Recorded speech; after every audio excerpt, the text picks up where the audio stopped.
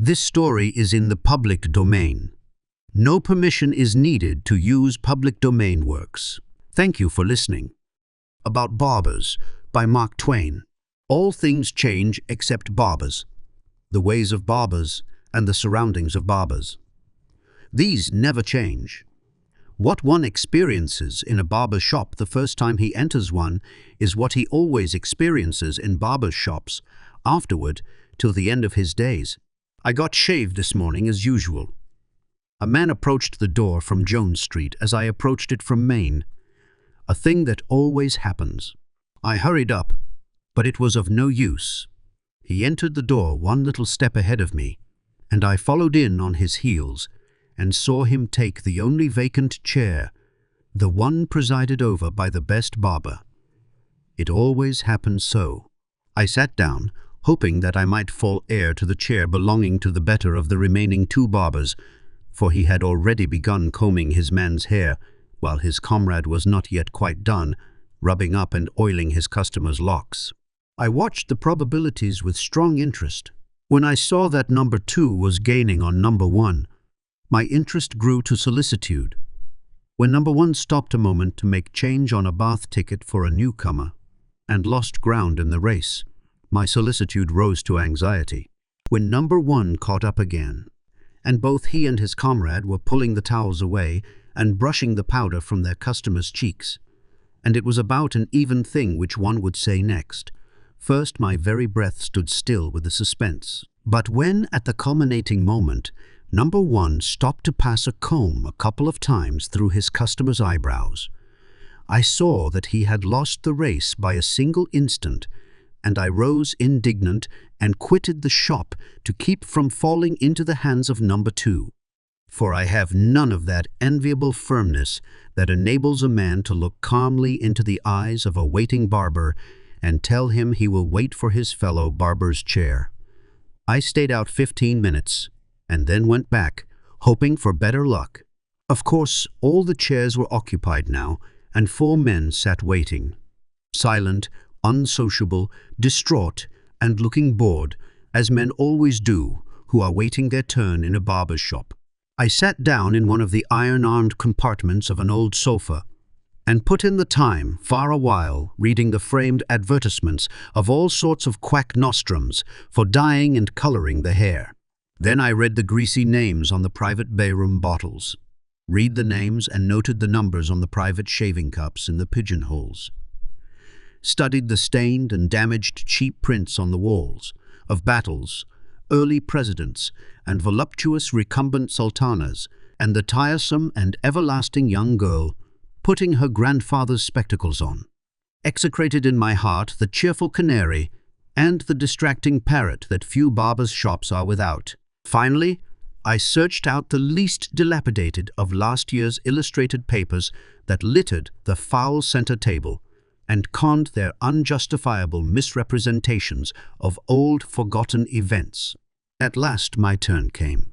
A voice said next, and I surrendered to number 2, of course. It always happens so. I said meekly that I was in a hurry, and it affected him as strongly as if he had never heard it. He shoved up my head and put a napkin under it. He plowed his fingers into my collar and fixed a towel there.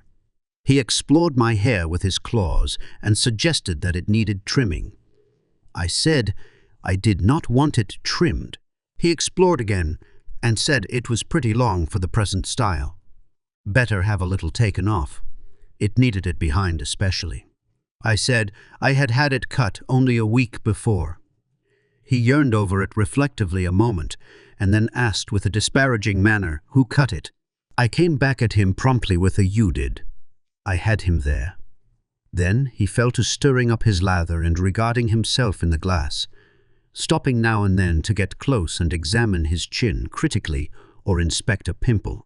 Then he lathered one side of my face thoroughly and was about to lather the other when a dog fight attracted his attention, and he ran to the window and stayed and saw it out, losing 2 shillings on the result in bets with the other barbers, a thing which gave me great satisfaction.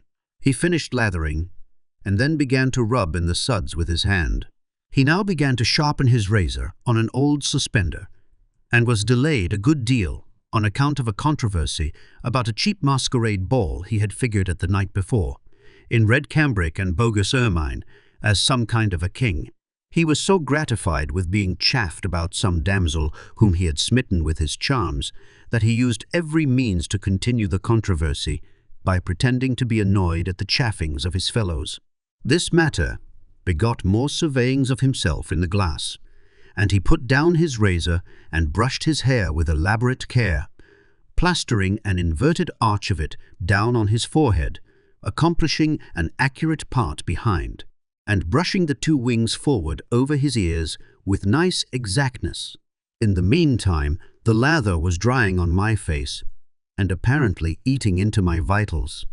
Now he began to shave, digging his fingers into my countenance to stretch the skin and bundling and tumbling my head this way and that, as convenience in shaving demanded.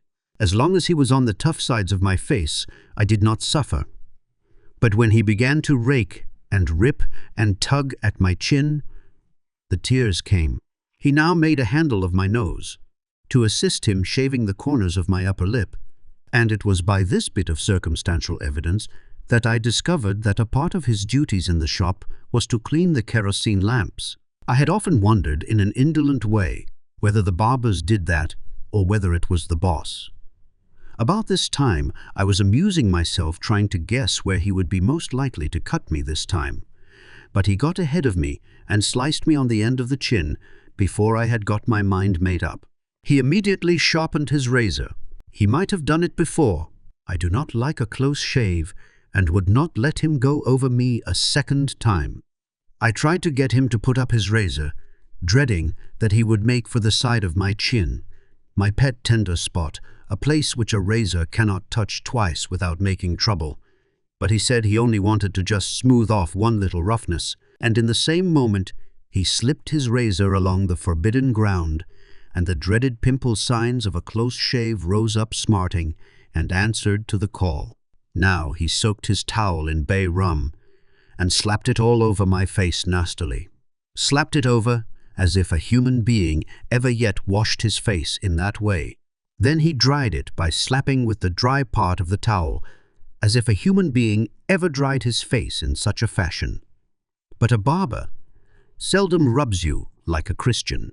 Next, he poked bay rum into the cut place with his towel, then choked the wound with powdered starch, then soaked it with bay rum again, and would have gone on soaking and powdering it forevermore, no doubt, if I had not rebelled and begged off. He powdered my whole face now, straightened me up, and began to plough my hair thoughtfully with his hands. Then he suggested a shampoo, and said my hair needed it badly, very badly. I observed that I shampooed it myself very thoroughly in the bath yesterday. I had him again. He next recommended some of Smith's hair glorifier and offered to sell me a bottle. I declined. He praised the new perfume, Jones's Delight of the toilet, and proposed to sell me some of that. I declined again. He tendered me a tooth wash, atrocity of his own invention, and when I declined, offered to trade knives with me. He returned to business after the miscarriage of this last enterprise, sprinkled me all over, legs and all, greased my hair in defiance of my protest against it, rubbed and scrubbed a good deal of it out by the roots, and combed and brushed the rest, parting it behind and plastering the eternal inverted arch of hair down on my forehead. And then, while combing my scant eyebrows and defiling them with pomade, strung out an account of the achievements of a 6-ounce black and tan terrier of his, till I heard the whistles blow for noon, and knew I was 5 minutes too late for the train. Then he snatched away the towel, brushed it lightly about my face, passed his comb through my eyebrows once more, and gaily sang out next. This barber fell down and died of apoplexy 2 hours later. I am waiting over a day for my revenge. I am going to attend his funeral.